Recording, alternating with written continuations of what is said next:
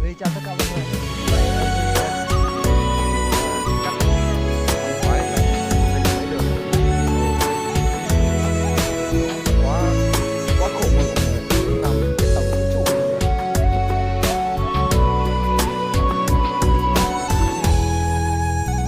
Bầu này phải 30 cân nhé mọi người. 今夜的天空升起一轮